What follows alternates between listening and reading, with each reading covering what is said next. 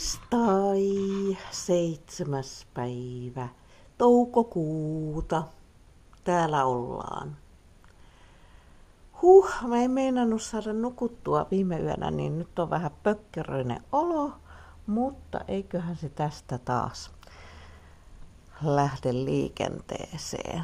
Lunta on jonkun verran vielä jäljellä tuossa noissa kasoissa. Kai niistä sitten vähitellen pääsee niistäkin eroon. Jep. Mutta ihana auringonpaiste. Viime yönä oli jonkun verran pakkasta. Nyt on 5 astetta lämmintä ton mittarin mukaan. En ole vielä laittanut tulia tuohon noin ja katsotaan tuolta toisesta ikkunasta tuonne pellon reunalle. Piti eilen kiertää melkein pelto läpi ja katsoa, en nyt ihan tuonne mennyt reunalle, mutta on se vaan ihan hauskaa tää. Pelto on nyt vuokrattu, mutta sitten se, että on niin sanotusti peltomaan omistaja.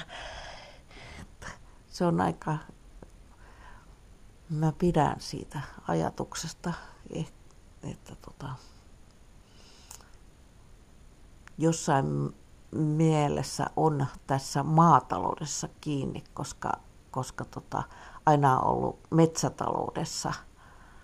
Meidän on vanhempien, mun syntymätila oli metsätila ja meillä oli vaan 0,5 hehtaaria peltoa, jossa oli sitten perunaa ja sitten siitä suurimmasta osasta tehtiin mansikkamaata ja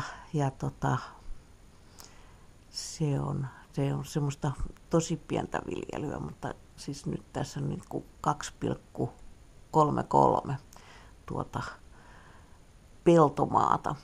Ja eilen löysin tuosta viinimarjapuskia, jotka kyllä pitäisi leikata,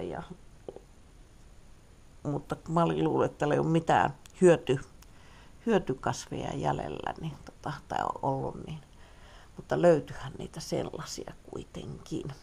Hommia olisi ulkona, mutta tarkoituksena nyt olisi sitten lähteä täällä tekemään tätä sisätilaa, että tänne sitten jos näin päivänä pystyy muuttamaankin, niin tässä vaan nää siivota, pestä, noi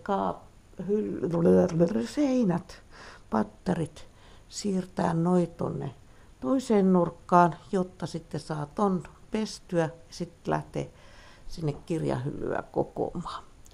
No niin, eiköhän aloittaisi sitten aamun, elikkä hellaan tulet.